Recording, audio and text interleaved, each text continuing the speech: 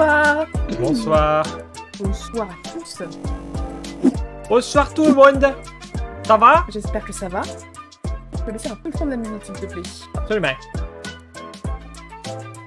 Oui, c'est le retour sur toi, c'est technique. J'espère que votre semaine s'est bien passée. Qu'est-ce que tu as fait cette semaine, Alexis? J'ai acheté Planet Zoo. Il a acheté Planet Zoo. C'est le même jeu que Planet Coaster mais avec des animaux. C'est exceptionnel. Et le mec est un peu de la quoi. Surtout des pingouins. Ouais, j'ai des manchots là. J'ai des manchots. À deux doigts d'annuler côté court pour nourrir mes manchots quoi. Parce que finalement Planet Zoo ce serait pas le... C'est un zoo, je tiens à le dire, déontologique. Hein. Faut que je relâche les animaux dans la nature. On n'est pas à l'abri d'avoir une chronique bientôt, c'est moi qui vous le dis. Et à part ça, qu'est-ce que j'ai fait de ma semaine? On a été voir une pièce de théâtre dont on va parler, on a vu 3 films. Enfin 2 films et demi parce qu'il y en a on l'a pas vu jusqu'au bout.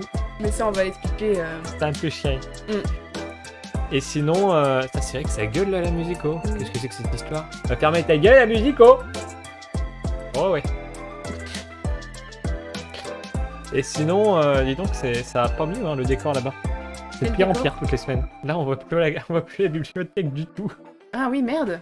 C'est pas grave. Bon bah tant pis hein. On est hal. On est cosy, on est posé. C'est le lundi soir, nouvelle énergie.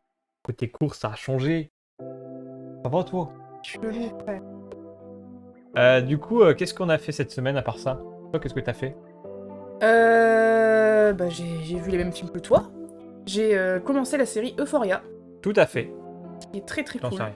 Ah oui, avec Zendaya? Ouais. Et qui est vraiment très chouette. Il paraît. Et j'avais jamais vu.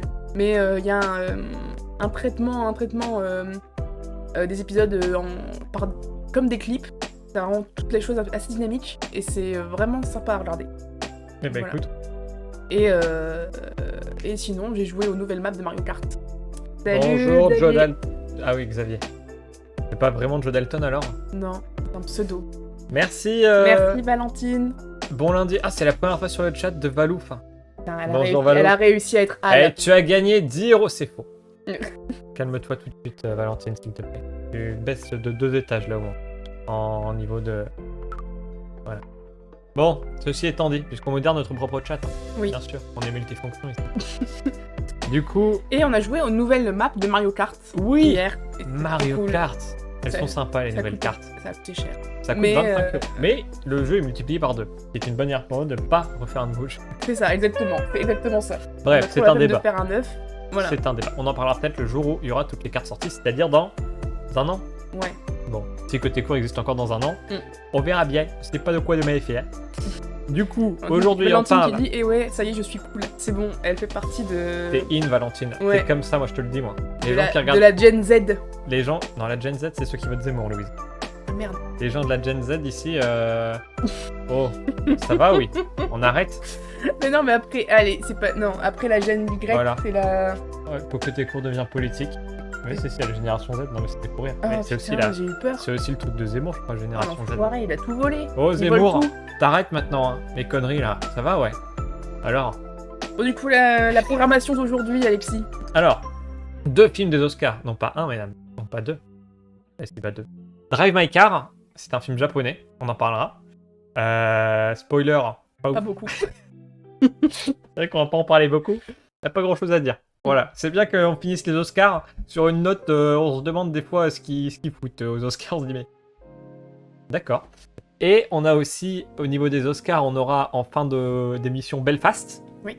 Ah voilà, là une bonne surprise. Kenneth Branagh, qui a fait un très mauvais film Thor. Un très mauvais Merci film. à Le crime de l'Orient Express. Très mauvaise adaptation d'Agatha Christie. Il Tout à faut fait. arrêter, monsieur Branagh. Par contre, en noir et blanc, ah là on C'est dit oui, sympa. mais on va pas tout dire. Ensuite, on a vu un autre film, encore un film. Côté court, les films. Oui, bah c'est bon, on fait ce qu'on veut. Parce qu'il y avait le dernier Pixar qui est sorti. C'était Alerte Alerte Rouge. C'était vachement bien. Moi, j'ai vraiment beaucoup aimé. Bon, j'ai beaucoup aimé. Oh, unpopular opinion, c'est bien Pixar. On dira ce qu'on voudra quand même, mais Pixar c'est pas mal.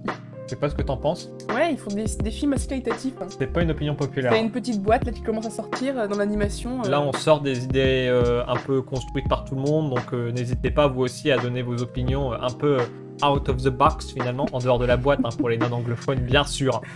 Et enfin, Falaise. Une fois Pièce n'est de pas théâtre. coutume. c'est pas une pièce de théâtre. C'est un du spectacle vivant.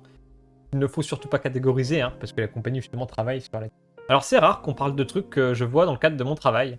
Mais là, il y avait Louise dans la salle. Donc techniquement, ça compte pas. Moi, du coup, je vais fermer ma gueule, je vais faire comme si j'étais pas là. Parce que j'étais en train de travailler.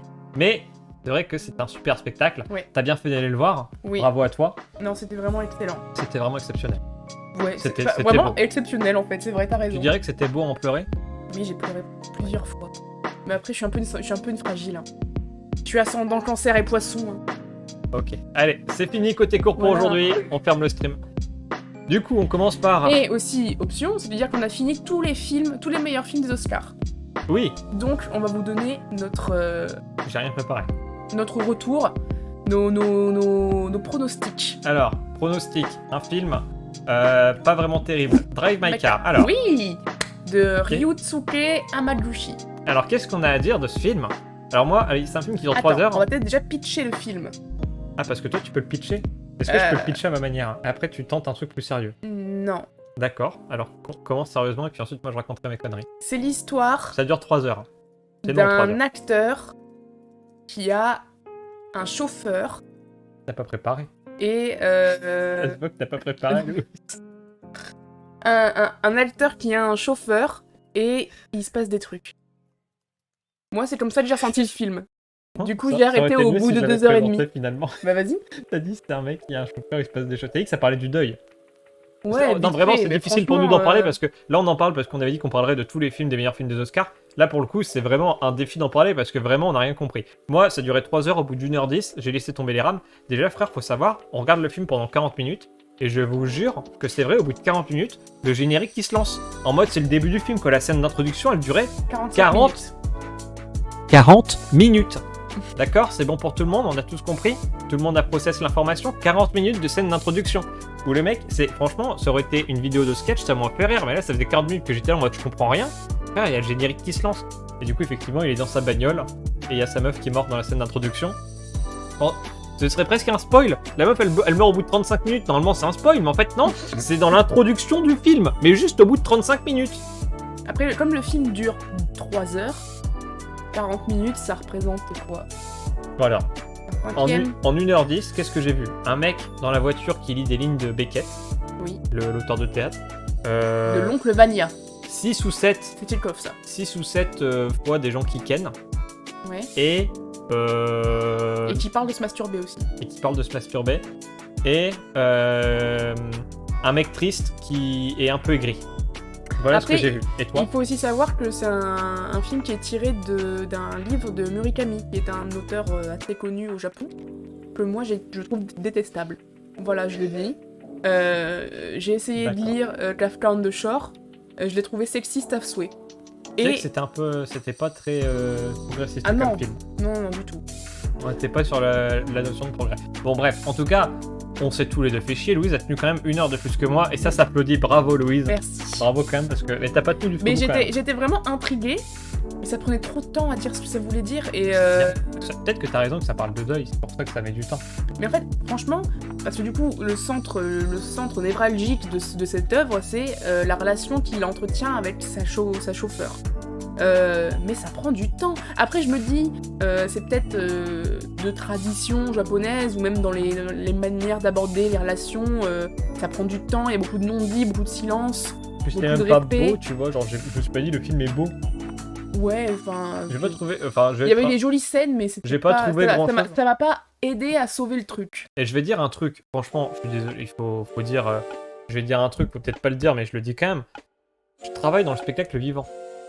Je peux vous dire que des trucs chiants, de plus de 3 heures, j'en vois, pas toutes les semaines, mais au moins 2-3 fois par mois. Vous voyez, des trucs vraiment pénibles où je m'emmerde à ce sens-là. Et je reste en salle. C'est vraiment très rare que je parte. Donc vraiment, moi, pour que je m'ennuie et que je laisse tomber les rames, faut vraiment s'ennuyer. Et en plus de ça, normalement, le cinéma, t'arrives quand même à accrocher plus que le spectacle vivant. Enfin, je veux dire, d'une manière générale, c'est quand même plus facile d'être happé. Moi, en tout cas, c'est comme ça. Enfin, c'était long, quoi. Ouais, et après, voilà, moi j'ai essayé parce que j'avais vu en fait avant les notes qu'ils avaient reçues sur Allociné. Oh. Et la presse, ils lui ont mis 4,6 sur 5 et les spectateurs 4,1. Et du coup, je pense vraiment que c'est nous qui n'avons rien compris. La presse, ils sont toujours à la ramasse, ça faut dire. Faut pas se Non. fier à la presse sur Là, le cinéma. t'as quand même plusieurs Le centaines public, de spectateurs qui Non, disent le que public. ce film vaut... La ouais. presse, ils sont toujours à la ramasse. Ils disent. Non, il y a des choses où ils sont d'accord, mais là, ils sont vraiment tous d'accord. Genre, des fois, ils sont pas tous d'accord, tu vois. Et là, ils sont tous d'accord pour dire ce film, c'était un super film, c'est un chef-d'œuvre. Oui, ça m'étonne pas, mais c'est parce que la presse. Après, faut regarder, parce que quand tu regardes sur Allociné, il faut regarder quelle presse. Parce que tu sais, ils ont tout un panel, et ça va genre de Télé Loisirs à Télérama. Donc, c'est pas les mêmes standards. Et pour moi, il y en a pas un pour rattraper l'autre. Entre Télé Loisirs et Télérama, très honnêtement, voilà, je le dis. Il y en a un, c'est pas assez, et l'autre, c'est trop. Donc, c'est pas et bien avoir un puis, juste il y milieu. a cette relation bizarre, enfin, j'ai pas envie de vous spoiler le film, même si j'ai pas l'impression qu'on va vous donner vraiment envie de le regarder. Mais Ah, tu penses? non, mais du coup, en fait, il se rend compte que sa femme le trompe, il les voit, il dit rien, et moi, je pensais qu'il allait Ça, c'est réagir au toujours fur dans et la à scène mesure. d'introduction. Hein. Ouais, je pensais qu'il allait réagir à ça. Mais pas du tout, parce qu'en fait, il engage l'amant de sa femme, son ex-femme morte, il l'engage pour jouer dans sa pièce de théâtre, le rôle principal. Et ils vont boire des verres ensemble le soir, et ils parlent de la femme morte et tout. C'est un drôle de film à n'en pas douter. Ouais, c'est étrange. Après, ça se trouve, c'est juste qu'on n'est pas du tout habitué au code des films japonais, hein. J'en ai jamais vu avant. Non, donc alors, c'est peut-être si je ça. peux me permettre un... Moi, déjà, j'ai horreur. Et vraiment, il n'y en a pas un, je sais. Par exemple, Birdman, qui est un excellent film, paraît-il. Moi, ce qui m'a sorti, c'est le fait que ça se passe au théâtre. Moi, en fait, j'ai un film qui parle de théâtre. Alors, pourtant, j'adore le théâtre. Mais un film qui parle de théâtre et qui filme le théâtre, ça m'énerve. Ça me met... Donc là, il y a plein de passages où, on l'a vu juste avant, où c'est du théâtre. Déjà, moi, ça m'énerve. J'y arrive pas. C'est même pas que ça m'énerve, c'est juste que ça me sort... J'aime pas. Enfin, voilà. C'est pas mon...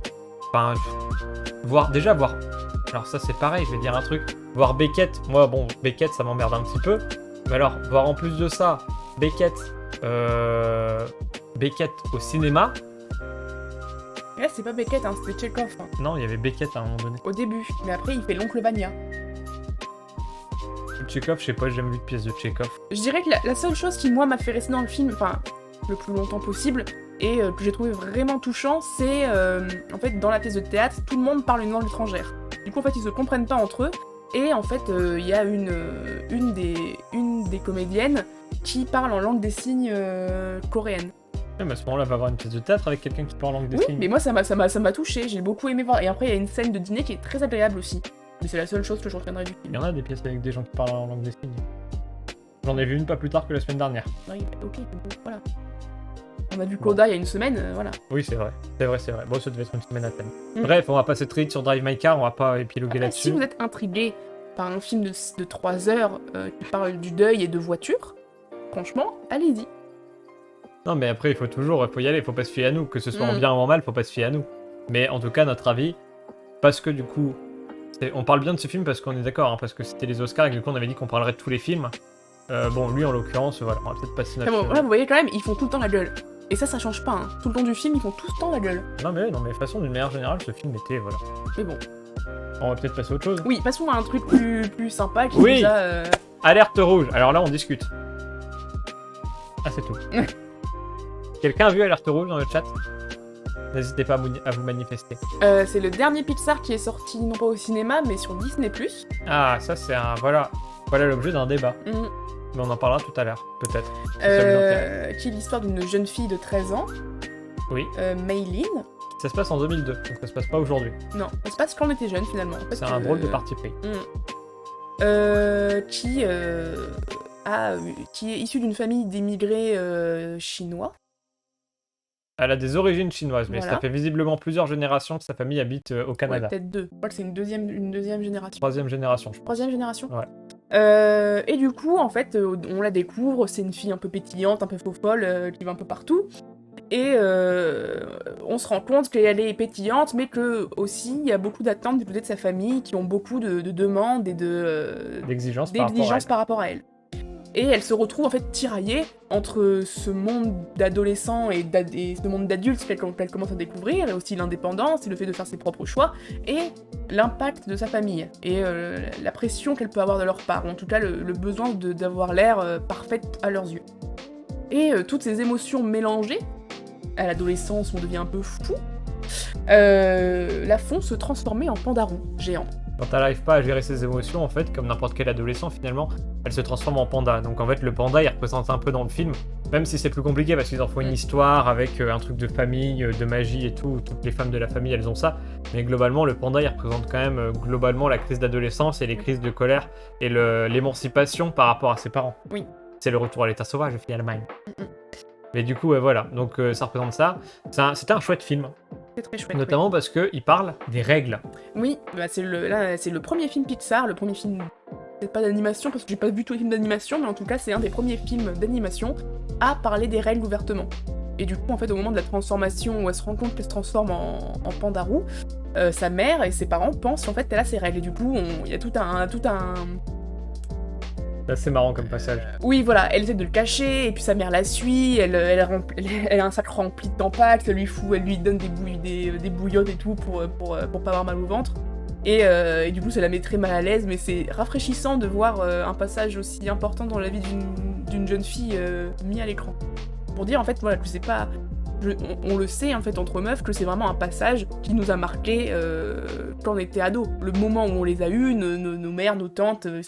Moi, j'ai eu une claque. Voilà, on m'a dit bienvenue dans le monde des femmes. Je pensais pas que ce serait aussi...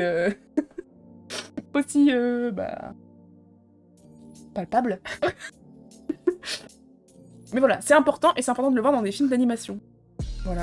Où on peut... La représentation, c'est important, quoi. Tout à fait. Oui.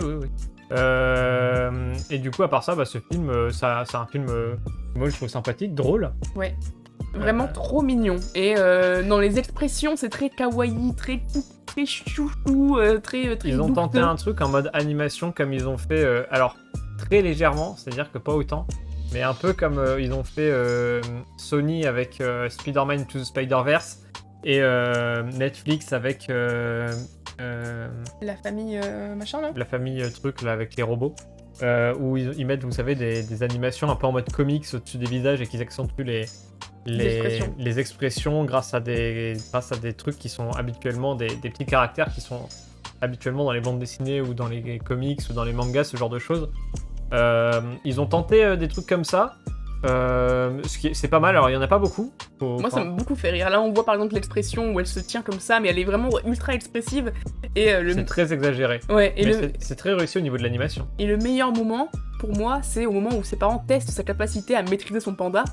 Et l'ultime test, c'est une boîte de chatons. Et du coup, pour voir si elle maîtrise ses émotions. Elle devient folle. Et là, elle se contient, mais elle a des paillettes dans les yeux avec les petits chatons qui font blaou et qui lui montent dessus, c'est trop mignon. Non, c'est un très bon film. Pour moi, c'est le meilleur Pixar depuis Coco. J'avais pas été emballé par les trois autres. C'est pas vrai, t'avais beaucoup aimé Luca. Ouais, mais j'ai pas autant aimé que ça. Enfin, je trouve que là, contrairement à Luca, Saul et En avant, le film est beaucoup plus subtil dans sa manière d'apprendre les choses. C'est-à-dire que si on regarde le film en tant que tel, c'est la quête d'une fille qui doit savoir si elle doit garder le panda qui lui est transmis magiquement par sa famille. Et t'as le sous-texte propre à Pixar, qui est la crise d'adolescence, etc., qui arrive en deuxième lecture. Et l'indépendance aussi. Mais c'est pas du tout, c'est dit à aucun moment, en fait. Ça. C'est pareil dans Luca. Il y a quand même dans Luca, t'as quand même un sous-texte d'amour entre garçons. Pas du tout. Si. Bah ouais, mais non, mais ça c'est pas du tout mis en avant. Enfin, ça c'est une troisième lecture. Enfin, il faut le voir si t'as envie de le voir en gros, mais si t'as pas envie de le voir, tu le vois pas. C'est ça l'idée. Enfin, je pense. D'ailleurs, on a eu le truc avec le fameux Pixar, là, le prochain Pixar à sortir, c'est Buzz l'éclair. Oui. Et vous avez peut-être vu que du coup, il y a eu cette histoire de baiser homosexuel qui a fait tout un foin chez Disney, où finalement, du coup, ils ont essayé de le mettre, alors qu'avant, ils voulaient pas le mettre. Enfin bref. C'est quand même dingue que ça fasse autant de. Enfin, je veux dire, on voit des princesses se faire embrasser constamment depuis le début de Disney, quoi. Je vois pas. Je comprends pas pourquoi ça fait encore du bruit maintenant. Bah parce qu'en fait, ils ont peur de perdre une partie de leur audience réac. Donc les réacs, il s'agirait de grandir et de laisser Disney tranquille maintenant. Bah déjà. Disney, pour moi, Disney c'est une entreprise. Juste, ils ont une logique commerciale. Non mais oui, donc, bien ils sûr. Vont là où est l'argent. C'est pas plus compliqué que ça. Ils ont aucune. Déjà, qu'est-ce que c'est Disney? Enfin, c'est qui Disney? Tu vois ce que je veux dire? Disney, c'est des chiffres. Disney, c'est ils vont là où il y a de l'argent. C'est ça Disney. Disney, c'est des études de marché. Donc, si les études de marché ils disent c'est pas bon pour le business d'avoir un baiser homosexuel, il n'y aura pas de baiser homosexuel. Par contre, s'il y a des articles dans la presse qui sortent et que les gens ils commencent à râler, bah là il y aura un baiser homosexuel et c'est pas plus compliqué que ça. Tu sais fait de toute façon. Les équipes artistiques derrière, c'est pas Disney, parce que je pense que les équipes artistiques en soi elles sont plutôt favorables. Et on dit Pixar, je pense que dans les équipes artistiques de chez Disney Animation c'est exactement pareil. Je pense que les gars ils ont envie, et les meufs d'ailleurs ils ont envie d'aller vers des trucs un peu plus tendance. Mais ce qui dirige, c'est pas. Je suis sûr qu'en fait à tous les niveaux il y a des gens qui ont envie de ça. Mais en fait ce qui dirige c'est des chiffres, c'est des études de marché, ça s'arrête là. Je pense pas qu'il y ait genre une personne dans Disney qui est en mode non, je crois vraiment que c'est du marketing tout ça. C'est pour ça que c'est rafraîchissant de voir en fait juste les règles comme un truc qui fait partie de la vie quoi. Ça veut aussi dire râler sur les réseaux sociaux, participer au fait de manifester votre mécontentement bruyamment, et vous allez voir que beaucoup de choses vont changer très vite. Parce qu'en fait c'est ça, là, tous les studios ils répondent juste à ça. Ça a été pareil dans un autre registre chez Sony avec Sonic, quand ils ont fait leur film Sonic. Ils ont sorti leur Cara Design et que tout le monde a dit il est moche, ils ont sorti 5 millions pour le refaire. Pourquoi ? Parce qu'à un moment donné, s'il y a beaucoup de gens qui font beaucoup de bruit, les chiffres en fait, juste voilà. Ça a pas sauvé le film d'ailleurs parce qu'il est pas terrible. On l'a pas vu. Mais il a pas l'air Il a pas l'air terrible, mais les gens, au final, tout le monde est d'accord pour dire que le nouveau Sonic tu vois, et je pense que le film a quand même eu un succès à la sortie. Ça n'a pas été un échec commercial. Donc je pense que voilà, il faut râler en fait finalement. Quand on n'est pas content, il faut râler, ça marche bien. Mais en tout cas, un film à aller voir, c'est rafraîchissant, c'est gai, c'est un Pixar qui demande pas non plus beaucoup de réflexion et qui est vraiment marrant. Oui, après c'est un film Pixar, donc ça dure 1h40. Ouais, voilà, c'est efficace. C'est pas non plus... je dirais qu'ils n'ont pas réussi à remettre la barre au niveau d'un Coco, d'un Nemo, d'un vice-versa, d'un Les Indestructibles, d'un Monstres et compagnie. Ces dernières années, chez Pixar, ça manque un peu de classique, ça manque d'un truc qui va marquer. Je suis sûr Buzz l'éclair, ça va marcher. Moi, je crois en Buzz l'éclair. Mais c'est Toy Story. Buzz l'éclair, c'est Toy Story. Oui, mais c'est pas vraiment Toy Story, même si Toy Story est la meilleure franchise de dessin animé qui existe. Ça manque d'une franchise, justement, marquante ces dernières années. Il y en a pas eu, tu vois, pour moi, depuis Coco, c'était en 2018 déjà, hein, alors que chez Pixar, ils nous ont habitués à avoir un rythme beaucoup plus régulier au niveau des films de super qualité qui sortent. Je trouve que depuis Coco, il n'y a pas eu de mauvais films. Tu vois, genre en avant. Jamais des mauvais films. C'est Soul et Luca, c'est pas des mauvais films, mais c'est pas des films qui se hissent à la hauteur de leurs prédécesseurs, quoi. Ouais. Je sais pas par quoi ça s'explique. Alors que là, du coup, Disney, ils ont marqué leur temps avec Encanto, là. Oh, je sais pas. Hein. T'as vu, c'est devenu la musique la plus streamée de 2000. Ça a dépassé je sais pas combien de scores, c'est assez incroyable ce qu'ils font là. C'est pas pareil que La Reine des Neiges, tu vois. Dans La Reine des Neiges, c'était vraiment un truc c'est de pas ouf. loin, hein. Ah ouais, c'est vraiment pas loin. Moi je pensais pas que ça irait aussi loin parce que moi les chansons de Encanto j'avais pas du tout aimé. Mais c'est un vrai bon jeu en tout cas, il paraît. Je t'ai entendu l'écouter l'autre jour. Bah oui, parce que j'étais intriguée, encore une fois, il fallait que je comprenne d'où venait la fame, tu vois, d'où venait et I don't get it. Il y a du bruit en bas, non ? Non, c'est moi qui fais ça. Et du coup, ouais. Mais après, c'est sorti seulement sur Disney+. Donc ça, c'est aussi... Je crois qu'on avait déjà abordé le sujet une fois. Tout à fait. Mais, moi, ça m'a pas dérangé plus que ça. Et c'était pas un film qui se voyait sur le grand écran, honnêtement. Après, c'est sûr que c'est les films comme ça qui font vivre les cinémas, hein, on va pas se mentir. Mais bon, c'est pas un film qui se voit au cinéma. Enfin, honnêtement, peut-être que Belfast, ça se voyait au cinéma. Ouais. Ce film-là, c'est un film que tu peux très bien voir chez toi en famille. Je pense que... Ouais. Je pense qu'ils ont... stratégiquement, c'est pas con de faire ça de la part de Disney. Tout à fait. Après, il y a la stratégie, il y a l'éthique. Tout à fait. Ça, c'est un autre sujet. Mais en tout cas, stratégiquement, je pense que c'était un bon move. Puisque aujourd'hui, les cinémas, ça coûte vachement cher pour une famille. C'est vrai, je sais pas. Bah si, tu regardes le prix du billet, tu multiplies par 4. C'est beaucoup, hein. Je pense que pour une famille, t'en as facilement pour 30-40 € pour aller au cinéma. Oui, le cinéma, ça devient un truc un peu plus marginal, ou en tout cas, où on vient voir entre copains des gros blockbusters, quoi.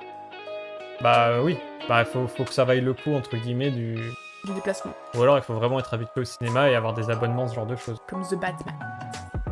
C'était un bon blockbuster. Et il durait 3 heures et on s'est pas fait chier. C'est vrai qu'on s'est pas fait chier, mais tu vois, ça relativise tout. Hein. Ça relativise tout. Non, vraiment, non, Drive My Car, c'était vraiment catastrophique. Après, on n'a pas le droit de juger, Alexis, il est quand même au meilleur film des Oscars. Ah ouais ? Oui. Bah oui, c'est vrai, c'est con. On a pas regardé pour le plaisir. Enfin, on aurait pu, mais on l'a pas fait. On n'est pas des cinéastes. Enfin, non, des. C'est toi, lui. Falaise. Ouais. Bah vas-y, monsieur le relation avec les publics. Oui, c'est vrai que du coup, j'en ai beaucoup parlé de ce spectacle, puisque il faisait partie de la saison que j'ai défendue. Et avant ça, là où j'étais avant, même s'il était annulé à cause du Covid aussi, donc j'en ai beaucoup entendu parler de ce spectacle, c'est le moins qu'on puisse dire. En fait, moi, ça fait 2 ans qu'on en entend parler. ça fait 2 ans que j'en entends parler de ce spectacle. J'étais pas plus hypé que ça, parce que c'est du spectacle type très visuel, très plastique, beaucoup de scénographie. Moi, je suis beaucoup plus texte, histoire.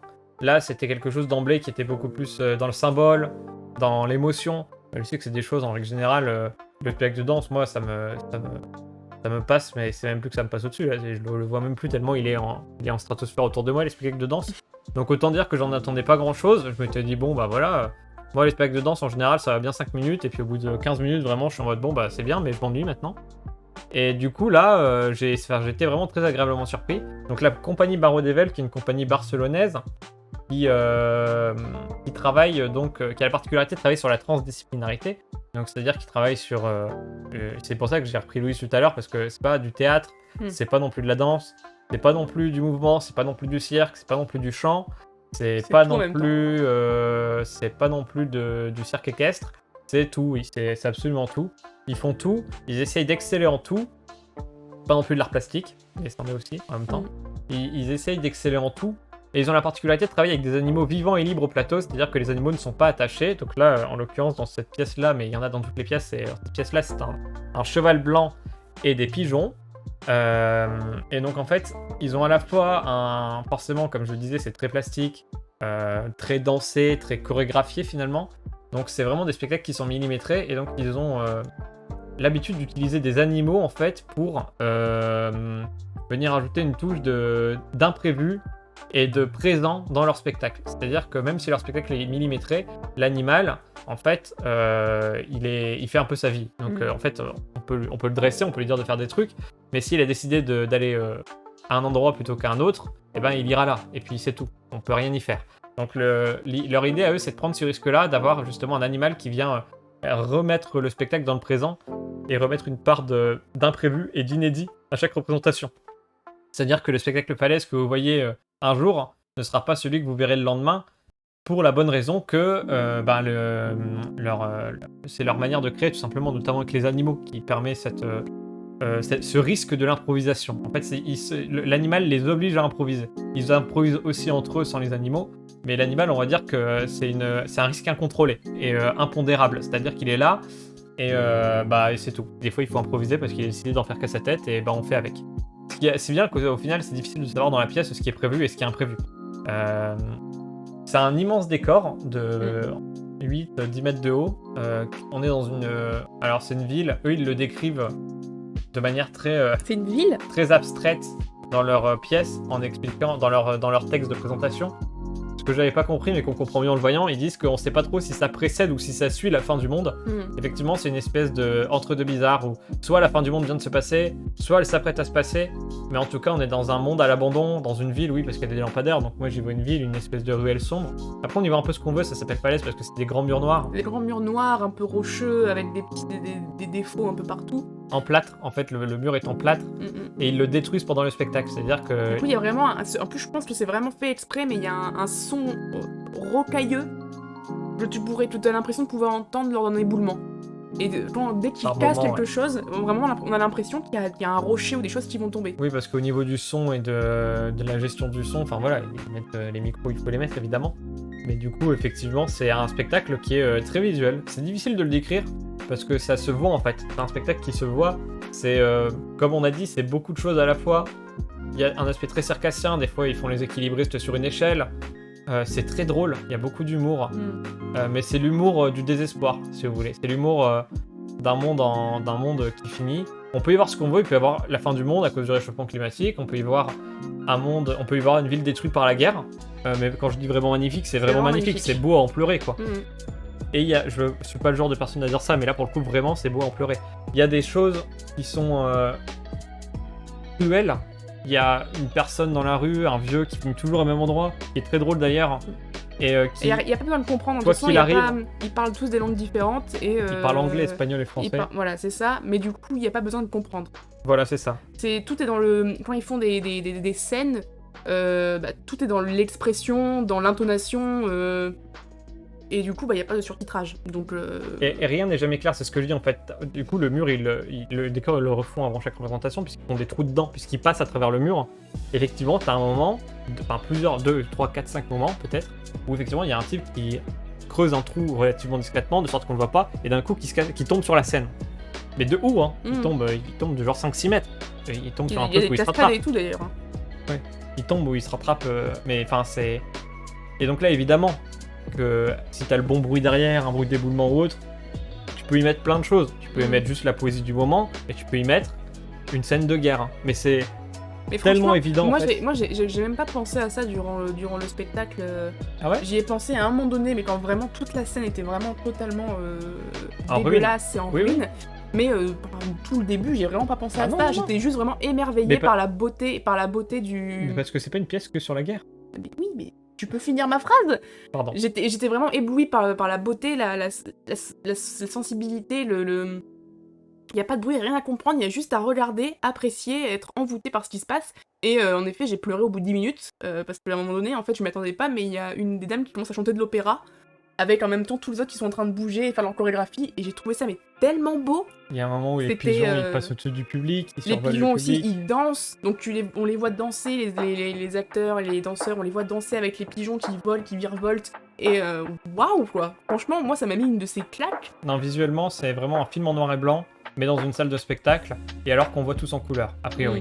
Donc c'est assez incroyable comme performance, plastique, esthétique, et effectivement, donc je comprends bien maintenant leur phrase de soit ça précède la fin du monde, soit ça la suit, mais en tout cas il y a quelque chose de cet ordre-là, il y a quelque chose de l'ordre de la fin du monde et de l'effondrement, quelle qu'en soit la cause d'ailleurs dans ce spectacle. Oui, on va regarder le teaser, ouais, c'est vrai. En même temps on en parle. Hop, on va couper la musique, et on va vous mettre le teaser.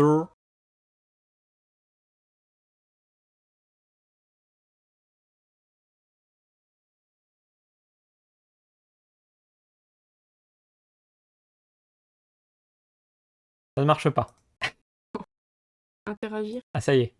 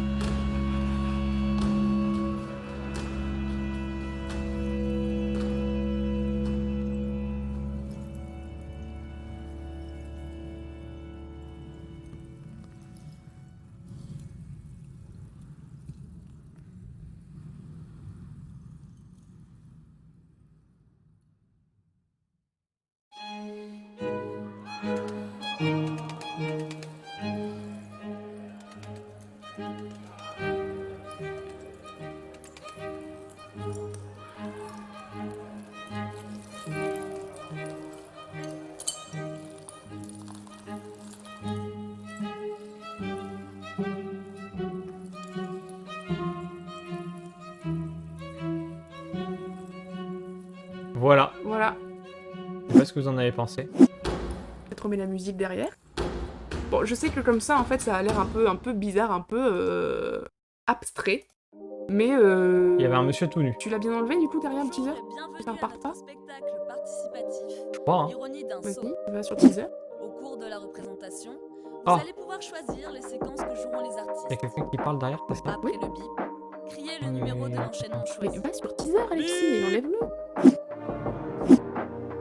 Ok, en fait, il y a un truc qui est relancé. Oui, c'est bon. L'ironie d'un saut. Intéressant. Bon, on va pas parler de ça. Alors, la tournée. Oui.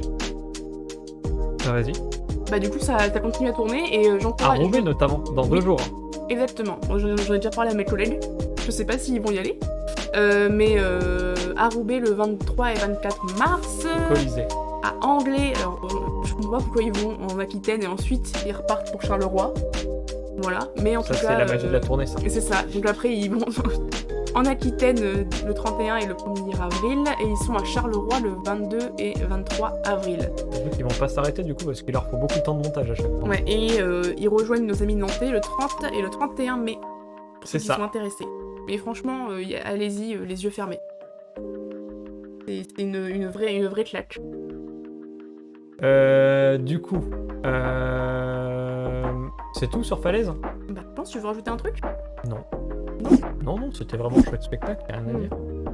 Franchement, je pensais, tu rigoles. Parce qu'il y a rien. Bah, c'était facile, mais si, vraiment, moi j'en attendais rien. C'est surprenant que j'ai bien aimé en fait. Mais ça, je l'avais dit en sortant, hein. J'ai été surpris de bien aimer finalement. Ouais. Mais moi non. Mais en fait, c'est ton père qui nous avait dit que c'était vraiment une claque. Et franchement, oui. Vraiment, je crois que c'est une des pièces de théâtre qui va le plus me marquer à vie. Vraiment. Ah ouais? Mais franchement, oui, Ah ouais. parce que En même temps, oui, c'est vrai que je pleure beaucoup, je pleure pour beaucoup de raisons, mais je pleure rarement devant vraiment des choses juste esthétiquement belles. Je peux pleurer devant des paysages, je l'ai déjà fait, et bah c'est la première fois que je pleure devant une pièce de théâtre, que je pleure devant un spectacle vivant. Voilà. Bah, c'était beau. Mmh. C'était vraiment beau. Pour plein de raisons. Donc franchement, allez-y, J'ai les pensé yeux du coup fermés. parce que c'est vrai que c'est difficile d'en parler en fait. Mmh. Je pense que c'est. C'est une expérience à vivre en fait. Ouais. Ça fait pompeux. On Ouais, c'est dirait vrai. les vieux mecs du spectacle vivant. C'est vraiment une expérience collective. Il y a vraiment un consensus des pensées, une convergence. Je parle vraiment de mon métier là. Oups. Mais tu parles pas avec un accent pompeux comme ça. Non, je pense pas. Non, mais par contre, c'est vrai que. Enfin, je suis pensif parce que c'est vrai que moi, c'est pas du tout justement le genre de truc vers lequel. Mais là, c'est vrai que chacun il met ce qu'il veut et au final, on en ressort, je pense. Après, il y a des gens qui l'ont pas aimé. Oui, c'est vrai. Ah, faut pas aimer. Je dirais qu'ils auraient préféré que ça dure un peu moins longtemps. Bah, je peux comprendre parce que j'ai le même truc avec la danse. Mais les trucs, des fois, les gens ils sortent un spectacle de danse en me disant tu te rends pas compte à quel point c'était magnifique et je dis bah non, en fait, effectivement, je me rends pas compte. C'est vrai que l'a dit comme ça, je me rends pas trop compte. Mais voilà. Est-ce qu'on passe à autre chose? Bah oui, let's-go. Est-ce que déjà ça vous a donné envie? Alright. Oh,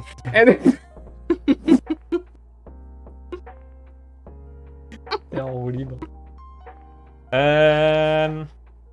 Belfast. Vas-y, je te laisse le pitcher. C'est un excellent film de Kenneth Branagh. Oui, mais ça on s'en fiche, faut que tu le pitches. Belfast, du coup, c'est un film autobiographique de Kenneth Branagh qui a réalisé notamment Thor de Marvel, Mort sur le Nil et Le Crime de l'Orient Express de Agatha Christie en version cinéma que moi j'ai pas du tout aimé. Cinématographiquement, c'était super intéressant, mais au niveau de l'adaptation, c'était un échec. Et donc là, il parle de, en gros, pas son enfance, mais c'est semi-autobiographique dans le sens où c'est inspiré de son enfance à Belfast dans les années 60.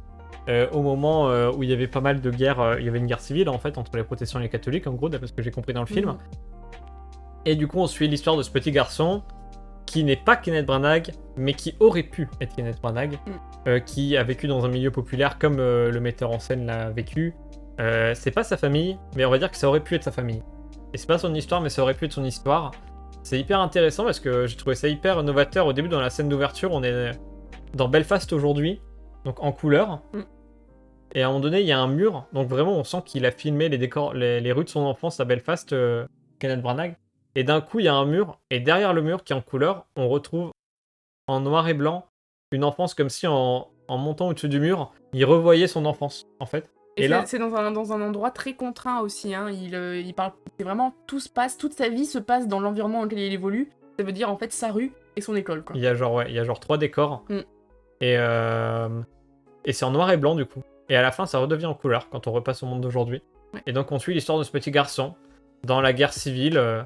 Ça parle de beaucoup de choses, encore une fois. Ça parle aussi de la guerre. Oui. Et c'est en noir et blanc. Ouais. Finalement, c'est... Tout est lié. Non, franchement, ouais, il y avait quelque chose de très similaire. Si ce n'est que là, pour le coup, on est beaucoup plus pris par la main. On se fait une histoire. Oui. Il n'y a pas de comprendre ce que tu as envie. Non, là, il y a quand même quelque chose de beaucoup plus construit et structuré, en tout cas. mais enfin structuré plus que construit, puisque Falaise c'est très construit, mais c'est moins structuré, on va dire, c'est plus libre, ce qui est une bonne chose pour ce que c'est essayé de faire.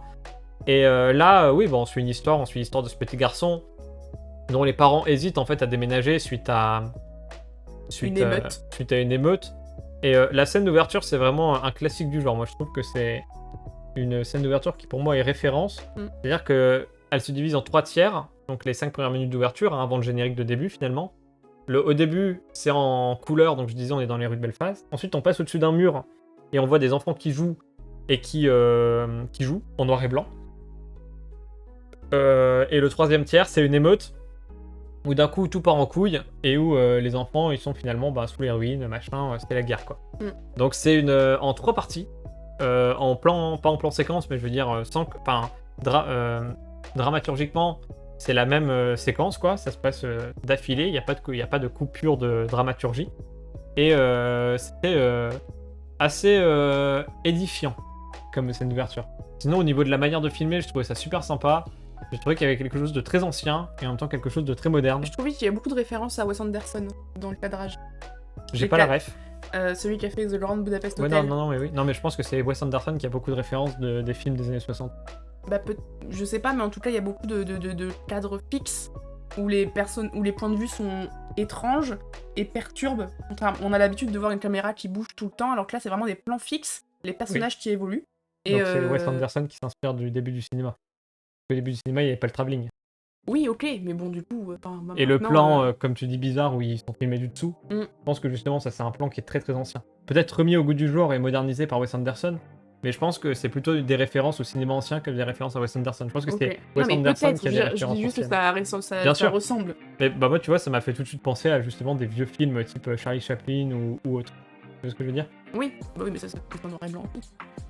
Non, c'est au niveau de la caméra fixe que ça m'a fait penser à ça. La caméra fixe, tout de suite, ça fait très vieux. Parce qu'aujourd'hui, on est habitué, comme tu dis, au plan travelling, au plan qui bouge. Mais forcément, à l'époque, il y avait beaucoup moins de moyens. Donc déjà, si tu fais un travelling, ça veut dire que ton décor il est plus grand, puisque ta caméra elle bouge. Donc ça veut dire que ton écran il est plus étalé. Donc voilà.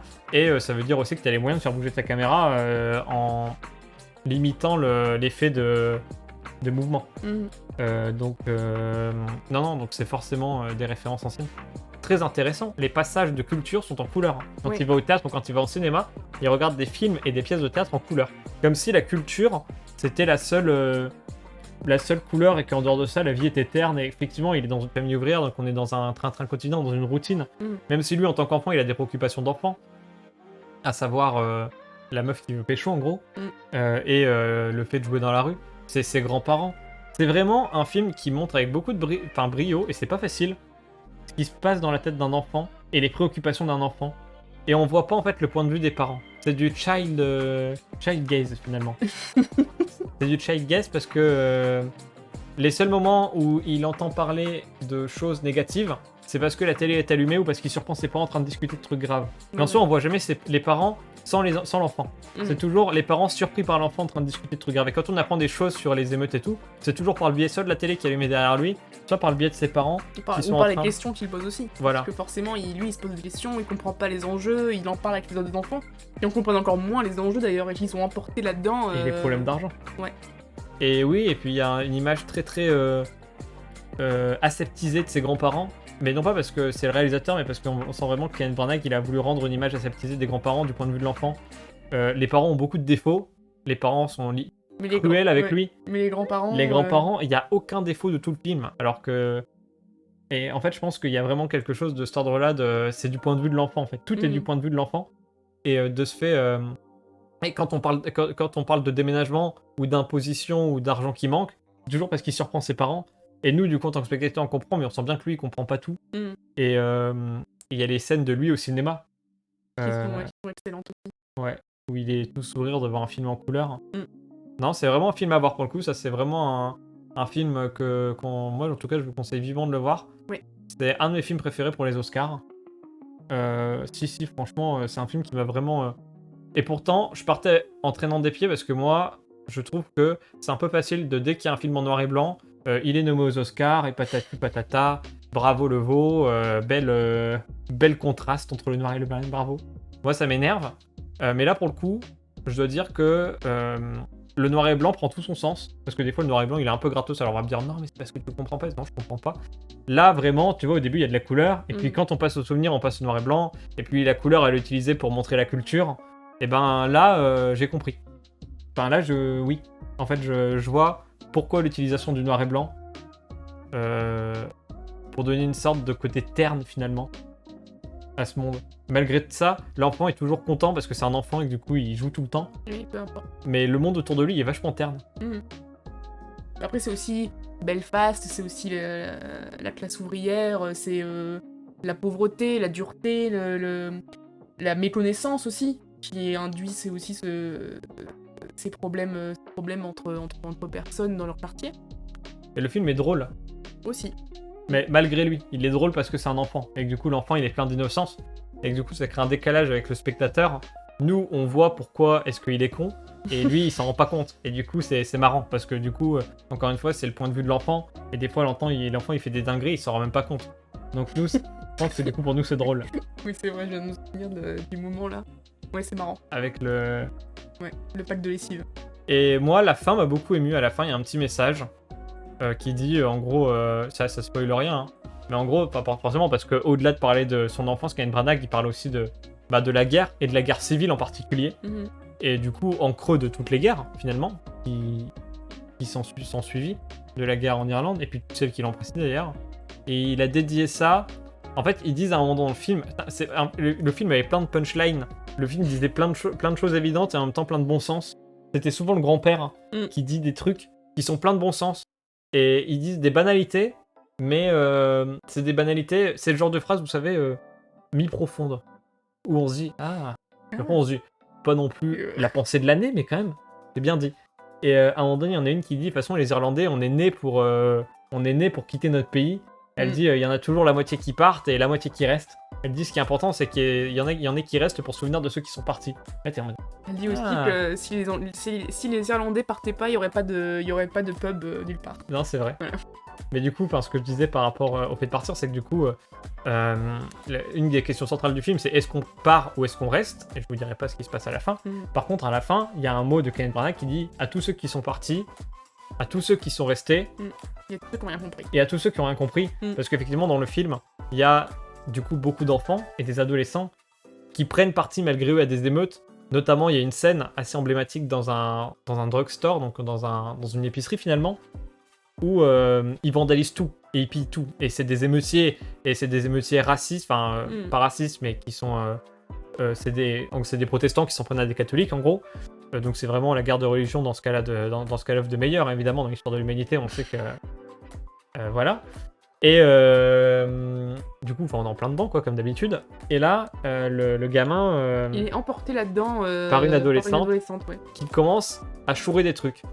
Et en fait, il y a une scène, voilà, je vous passe le détail, mais il y a toute une scène de baston avec les émeutiers et la police, des chantages, des prises d'otages, machin. Et à la fin de la scène, la gamine, ça se voit dans son regard, d'ailleurs. Au passage, tous les enfants du film sont d'excellents acteurs malgré leur jeune âge, en particulier l'acteur principal. C'est un truc de ouf, j'ai jamais vu des enfants jouer aussi bien, moi. Et du coup, effectivement, cette fille-là, on voit qu'en fait, elle a participé à une émeute de gens ouvertement racistes, du coup, mais pas contre son gré, mais sans se rendre compte. En fait, juste, elle était pauvre, et elle s'est dit, tiens, je vais aller piquer des chocolats j'ai pas les moyens de m'acheter des chocolats, je vais en piquer.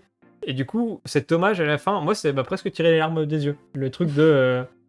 à tous ceux qui n'ont rien compris, parce qu'il y a une beauté dans... Je pense que la guerre, c'est composé, pas majoritairement, mais en grande partie de gens qui comprennent pas. J'ai vu un truc comme quoi, justement, il y avait... Alors après, il faut voir dans quelle mesure est-ce qu'on ne raconte pas des cracks aussi, hein, mais...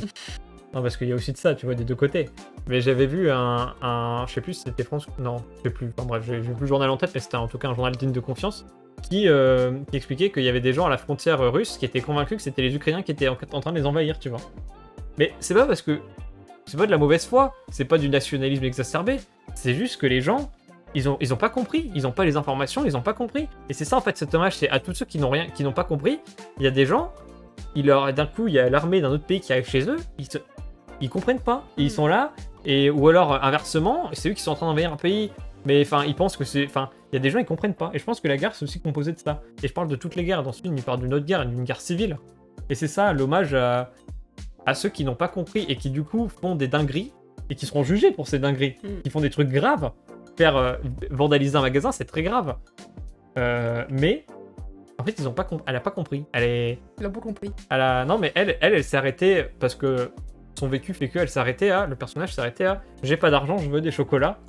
Et en fait, il se trouve qu'elle a profité d'une émeute qui était faite par des gens racistes, mais elle était elle-même pas raciste. Enfin, elle se rend compte de sa connerie au moment où la famille de son pote se fait prendre en otage. Et elle est en mode oh la dinguerie, oh la boulette. Et c'est ça, c'est le badge de Kenneth Branagh à la fin. À ces gens-là, je trouve qu'il y a une forme de pardon et de miséricorde dans ce truc-là. Ça, pour le coup, je trouve ça vraiment profond. Moi, je trouve que ça donne vraiment beaucoup à réfléchir, cette petite phrase, à ceux qui n'ont pas compris. Enfin, moi, en tout cas, ça m'a beaucoup fait cogiter un peu. Je pense qu'il y a beaucoup de gens, ils comprennent pas. Ah oui. Ils font des trucs, ils comprennent pas. Même encore aujourd'hui, là, ils comprennent pas. Il y a des gens, ils ont pas compris, ils ont toujours pas compris, ils n'avaient pas compris. Et genre, je trouve que c'est fou. Et je pense que les conflits dans l'histoire de l'humanité, globalement, il y a une bonne partie de gens, ils font des trucs qu'ils comprennent pas, en fait.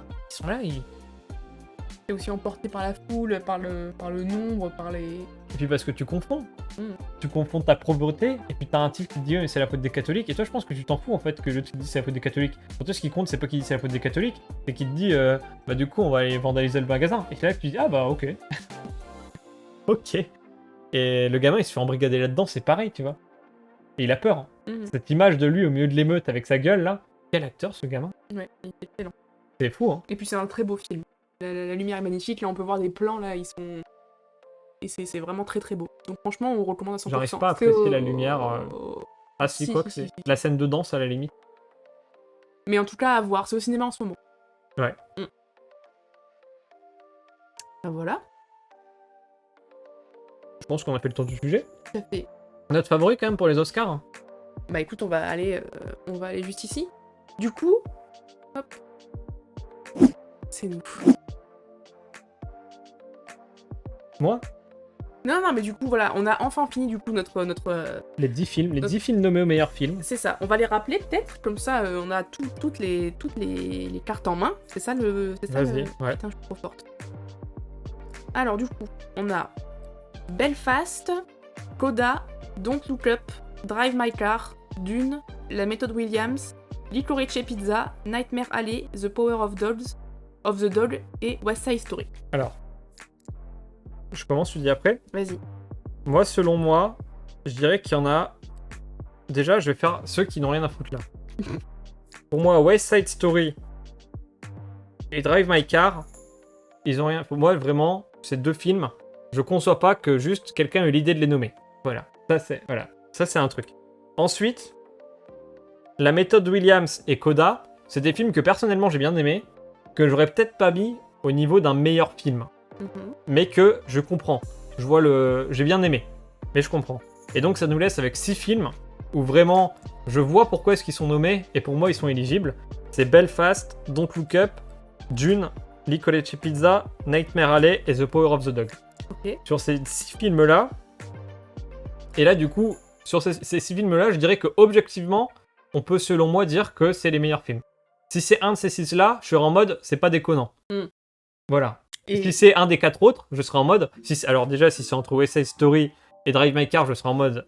Les mecs ont marché sur la tête, je sais pas, à un moment donné, ils avaient bu un coup de trop avant d'y aller, je sais pas ce qui s'est passé. Si c'est La Méthode Williams ou Coda, je serai en mode, bon... Personnellement, j'ai aimé le film, mais je pense pas qu'objectivement, on peut dire que ce soit le meilleur film. Parmi les 6 autres, si c'est n'importe lequel, je dirais, ok, je comprends. Objectivement. Maintenant, subjectivement... Là où va ma préférence, il faut savoir que subjectivement, j'ai jamais raison. Comme par exemple Parasite et Joker, ma préférence elle est clairement à Joker. Mais objectivement, je trouvais que Parasite et Joker auraient pu gagner. Mais subjectivement, j'allais à Joker. Mais je trouvais pas ça déconnant que Parasite gagne. Tu vois, Bon bref, donc là il y en a 6 où je me dis bon, ça peut le faire. Moi je dirais que mon cœur balancerait entre Licorice Pizza pour... le côté très je raconte rien, mais en même temps je suis vraiment dans l'émotion, dans le sentiment, je touche à quelque chose de profondément humain sans vraiment le dire et sans vraiment y être. Ça c'est très touchant à ce niveau-là. Pour moi il y a aussi il y aurait Belfast pour le côté autobiographique et encore une fois qui m'a vraiment touché j'ai trouvé le noir et blanc pour une fois justifié, et aussi il m'a beaucoup touché dans le message qu'il transmettait à la fin. Voilà, j'étais surpris d'autant aimer ce film, mais voilà. Et en dernier, je dirais donc là c'est les 3 où vraiment ma préférence va. Don't Look Up pour le côté. Enfin, je pense que voilà, en fait, je pense qu'en fait, je vais plutôt faire un podium où je dirais qu'en 3e position, je mettrais Belfast pour ce que je viens de dire. En 2e position, je dirais Licorice Pizza pour le côté émotion. Et en 1re position, je dirais Don't Look Up parce que Don't Look Up, mine de rien, j'ai mis une semaine à m'en remettre. Pendant une semaine, j'étais pas bien après. Donc, je dirais Don't Look Up parce qu'il m'a procuré vraiment le Belfast et Licorice Pizza, ils m'ont procuré des émotions sur le coup et le lendemain. Donc Look Up, vraiment, il m'a fallu un moment pour m'en remettre. Et finalement, je pense que si je devais juger l'art subjectivement, ce que je suis en train de faire, du coup, je le ferais à l'émotionnomètre. Donc celui qui m'a procuré le plus d'émotions sur la durée. Et je dirais que c'est Don't Look Up, avec le recul, qui m'a le plus marqué. Aujourd'hui, j'en garde pas un souvenir. Je suis en mode, c'était un bon film. Je suis plus ému en y repensant. Mais je sais que sur le coup, j'ai mis un moment à m'en remettre. Donc, je dirais Don't Look Up pour ce qui m'a procuré. Maintenant, si c'est un des 5 autres, ça me va. Et si c'est un des 2 autres que j'ai mis sur le podium, c'est encore mieux. Alright. Voilà, pour mon avis sur la question. Alors, je vais faire pareil du coup. Je vais en virer 2. Ceux qui ont rien à foutre là ? Moi, j'aurais viré Drive My Car, Oui. parce que je l'ai pas compris. Donc voilà. Et Coda. Ah bon ? Oui. T'aurais viré Coda, toi ? Ouais, parce que c'était sympa. Est-ce que c'était sympa, meilleur film de l'année? Non. Bah attends, mais ça du coup, ça c'est dans les... Non mais... Parce que ça va sûr, parce que t'as été moins sévère que moi. Parce que moi, il y en a 2 que j'ai virés où j'étais en mode c'est même pas sympa. Genre lui, c'était... Il Non, y avait rien à en je suis tirer. pas du tout d'accord avec toi sur West Side Story parce Oui, je que... sais. Ce que je veux dire, c'est que là, en fait, dans Coda, t'es plutôt dans l'argumentaire que moi j'avais avec Oui. Coda et ouais, voilà. Mais en tout cas, ces 2-là, vraiment, moi, je ne comprends pas. Voilà, tout simplement. Ensuite, dans les web, ça passe. Je mettrais West Side Story. Mais du coup, tu comprendrais que ce soit meilleur film de l'année ? De quoi? S'ils étaient meilleurs films de l'année, genre si West Side Story était meilleur film de l'année. Oui, parce qu'en fait, il est innovant sur plein de choses. Et le scénario, moi, il m'a pas gêné parce qu'en fait, je connaissais déjà l'œuvre originale. Je suis déjà allé le voir, même en ciné-concert. Enfin, c'est un film que j'apprécie, c'est pas... Ok. Bah, je vais dire. Mais non, mais ok, scandaleux. ok. Scandaleux. Pour moi, c'est position 9-10, West Side Story. 9 parce que au moins je l'ai regardé jusqu'au bout. Donc 10, c'est clairement Drive My Car, mais c'est position 9 quand même, quoi. Non, il est beau, il est pétillant, les acteurs sont bons. Franchement, moi non, j'ai pas été traumatisée par West Side Story, contrairement à toi. Ensuite, je dirais le ventre mou. Tu vois ce que je veux dire? Le ventre mou, c'est-à-dire pas les derniers, mais pas les meilleurs non plus, quoi. Moi, je mettrais Belfast. Don't Look Up. Et Belfast, Nightmare Alley. Ah la vache, on n'est pas d'accord. T'as mis Belfast et donc Look Up qui sont dans mon top 3 dans le ventre mou. Ouais. Ça va pas la tête. Voilà. Et Dune. Dune, que j'ai trouvé très beau, mais dont je n'ai pas beaucoup gardé de souvenirs. D'accord. Voilà. Et vrai. dans mon top 3, my top 3, je mettrais La Méthode Williams. Non mais c'est une blague. Non, je t'assure, j'ai La beaucoup Méthode aimé. Williams. Ouais, mais ça m'est revenu plusieurs fois, voilà. D'accord, ok. La Méthode Williams, Licorice Pizza et The Best of the Best, The Power of the Dog. Évidemment.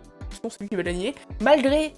Malgré ce commentaire qu'on n'aurait pas voulu entendre de la part de Jane Campion, voilà, tu l'as entendu? Non. Qui a dit en gagnant l'Oscar le BAFTA du meilleur film, enfin, ouais. en tout cas, voilà, qui a dit à Vanessa et Venus Williams, voilà les filles, vous voyez, moi je me bats contre des hommes, donc c'est encore plus difficile. Voilà, donc c'est à la limite raciste, c'est à la limite sexiste, enfin, on est sur un truc, ça mélange tout. Je sais pas pourquoi elle a dit ça. Genre, parce qu'en fait, en faisant ça, elle descend le parcours de multiples championnes du monde de tennis. Oui, et puis surtout, elle avait déjà été au cœur d'une polémique sur... Ah non, c'était l'inverse. Non, c'est un non, mais je pense qu'elle était aigrie parce que il y a un type, je sais plus qui a dit que son film, c'était pas un western, parce que le western, c'était pas ça, que c'était plus viril, machin. Et elle était en mode, je m'en bats les couilles, je voulais pas faire un western. Donc voilà. Et mais je pense que du coup, peut-être qu'elle était vénère. Après, oui, c'était totalement débile de sa part, bravo elle. Voilà, bon, elle s'est excusée, mais bon, franchement, non, ça, on n'oublie pas, voilà. Attends, non, mais j'ai pas fini. Bah si. Non, j'ai pas fini. Ah, d'accord, pardon. J'explique pourquoi. Du coup, The Power of the Dog, parce que... Ah oui. Incroyable, décor sublime, acteurs tous très bons. De la subtilité, de la sensualité à veux-tu en voilà. La sensualité. Partout de la sensualité. Et c'est beau, c'est long, c'est contemplatif, c'est rythmé, c'est beaucoup de non-dits mais avec du sens. Contrairement à Drive My Car où il faisait la gueule, excusez-moi de le dire, il faisait la Pour moi, tu gueule. viens de faire la description de Belfast. Bah, moi j'ai moins aimé Belfast. D'accord, ok. Voilà. Bah, comme quoi, on Bon. n'a pas les mêmes goûts. Voilà. Ensuite, Licorice Pizza, que j'ai beaucoup apprécié. Donc c'est marrant, c'est le portrait d'une époque révolue, années 60, c'est juvénile, il y a pas tout le monde, enfin tous les gosses font tout ce qu'ils veulent, enfin vraiment on voit que les parents à l'époque c'était pas du tout la même éducation, enfin vraiment ils lancent des business et tout machin, enfin je dirais que le bon gros bémol sur Licorice Pizza c'est la relation amoureuse entre une meuf de 25 ans et un mec de 15 ans. Parce que dans l'autre sens c'est vrai que ça aurait été vraiment chelou. Et là on l'accepte un peu plus alors que c'est vrai que c'est quand même très border. Voilà. Moi, ça m'a un peu gêné. C'est pas que je le mettrais pas en gagnant. Et ensuite, la méthode Williams, parce que moi, je me suis beaucoup amusée à regarder ce film, et je pense que le meilleur acteur, ça reviendra à Will Smith. Voilà. Potentiellement, ouais. Ouais. Oui, je suis d'accord. Mais de là à dire... Attends, moi, je vais essayer, parce que du coup, là, t'as pas fait... Je vais essayer de faire un classement comme t'as fait, parce que toi, Vas-y, tu vois, ouais. je dirais qu'en dernier, du coup, je mettrais clairement Drive My Car. Oui, on l'a pas fini, donc... Parce que vraiment, West Side Story en 9ème, parce que j'ai trouvé ça, à part le fait que ça jouait beaucoup sur l'aspect c'est une scène de théâtre mais en fait c'est un décor de film, j'ai trouvé ça vraiment pas terrible à tous les niveaux, je me suis franchement emmerdé. En 8ème position, c'est pas que j'ai pas aimé mais je trouve pas que ce soit non plus les meilleurs films de l'année, je dirais Coda, ça pour le coup voilà, je suis d'accord, en 8ème position. En 7ème position, pareil, La méthode Williams, même si c'était un très bon film, quand même, je vois pas non plus que... Je sais pas, il y a un côté aller à l'encontre. Enfin, il y a beaucoup le fait de faire des idoles, ou en tout cas des modèles d'hommes qui réussissent, ou en tout cas qui montrent une méthode qui peut réussir, aller contre soi, aller plus fort. Non, mais je trouvais que c'était un bon film. C'est juste de là à dire meilleur film de l'année, j'irais pas jusque-là. Bah, je me suis amusée devant. C'est mon avis. Ok. Du coup, 7ème position. 6ème position, je mettrais Dune, hein, parce qu'au final, Dune, il me reste pas grand-chose à part le fait que la musique était sympa, ouais. Les costumes sont très beaux. D'ailleurs, je sais pas s'il est pour les costumes, mais entre lui et Cruella, franchement, je serais contente. Avec Cruella. Ah ouais, il y a Cruella dedans. Ouais. En 5ème position, du coup top 5, je mettrais Nightmare Alley. Parce que... En fait, non, je mettrais The Power of the Dog en 5ème position. Parce que je vois... Encore une fois, là, on rentre dans le top 6, on rentre dans les films où si c'est un des 6, donc y compris Dune, je comprendrais, je serais en mode ok. Juste, The Power of the Dog, je comprendrais, mais j'ai pas compris le film. Je me suis emmerdé en le voyant, je vais pas le mettre plus haut. Alors que 5ème position, pardon. Non, 4ème position. Ouais. 4ème position, je mettrais Nightmare Alley. Parce que là, voilà. Là, c'est un film dont je me souviens. Où je me suis dit, putain, la vache, ce film, quel claque quand même visuellement. Tu vois, là où The Power of the Dog, je suis en mode... c'était pas chiant, mais c'était pas non plus terrible. Donc après, les 3 premiers, j'ai dit. Donc je vais pas le redire. Mais, voilà. On est pas tout d'accord, du coup. Absolument pas. Moi, je pense que je vais gagner. Attends, tu penses que c'est The Power of the Dog qui va gagner? Soit The Power of the Dog, ça me ferait chier, soit quand même. Licorice Pizza, soit la méthode Williams. Licorice Pizza, je pense que c'est là-dessus qu'on s'accorde. Ouais, mais ça gagnera pas, je pense. Ils ont gagné aucun autre prix. Ouais, je le sens bien, moi. Et du coup, en meilleur acteur, on avait Javier Bardem, mais on n'a pas vu. Du coup, Non, mais ça vite fait. Javier Bardem, Benedict Cumberbatch pour The Power of the Dog, Andrew Garfield pour Tic Tic Boom Boom, Tic Tic Boom, Will Smith pour la méthode Williams et Denzel Washington pour la tragédie of Macbeth, qu'on n'a pas vu au final. Mais moi, je pense que Will Smith, il va gagner. Ouais, Will Smith, c'est pas mal. T'en as sélectionné d'autres? Ouais, mais dans les meilleures actrices, on n'a rien vu. On n'a rien vu. Meilleur acteur dans un second rôle. Troy Kutster pour Coda.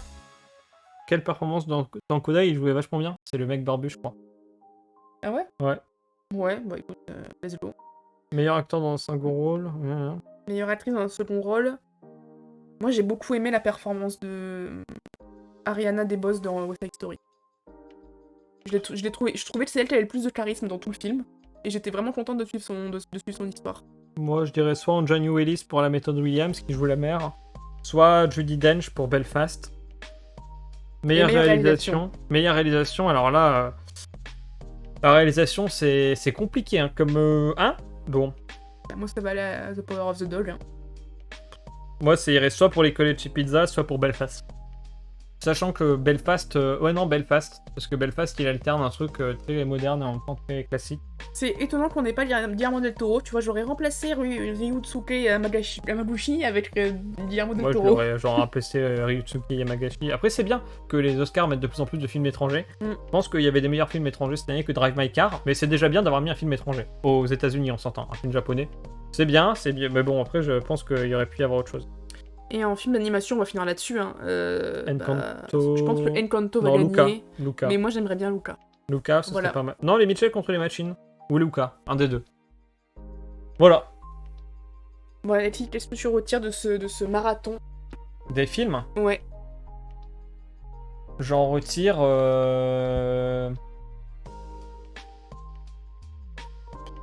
Est-ce que vous avez vu des films, vous, des meilleurs films de l'année pour les Oscars? C'était sympa. À refaire, je sais pas. C'est bien que ça arrive une fois par an, quoi. Bah après, c'est cool, ça nous a fait découvrir plein de trucs. Même oui, si oui. Drive En vrai, My si, Car, c'était bien de le faire. C'était bien de le faire. Bon. Bah écoute, moi j'ai plus rien à On dire. arrête là? Ouais. J'espère que vous avez passé un bon moment. On a beaucoup parlé. J'espère que vous avez quand même apprécié ce que vous avez proposé. Je vous encourage vivement, vraiment, à aller voir Falaise si vous êtes dans le coin. Genre vraiment, j'appuie dessus. Y a même pas à dire je vais rien comprendre, y a rien à comprendre. C'est juste beau. Et voir un truc aussi beau qui nous prend aux tripes, c'est rare. Et là, ça passe pas loin de chez nous. Ça passe à Roubaix, il y a encore des places parce que j'ai une amie qui est à la billetterie du lycée. Et franchement, n'hésitez pas. Moi, je mets tout mon argent là-dessus, dire que vous allez au moins trouver ça beau et passer un bon moment. Même si vous n'avez pas trouvé ça extraordinaire, au minimum, vous allez vous dire, ça a de la gueule. Et franchement, ça vaut le coup. C'est vrai, c'est bien résumé. Voilà. On arrête? Yes. Merci Bon, allez. beaucoup de nous avoir suivis. On se retrouve lundi prochain, du coup. Et on vous fait plein de bisous.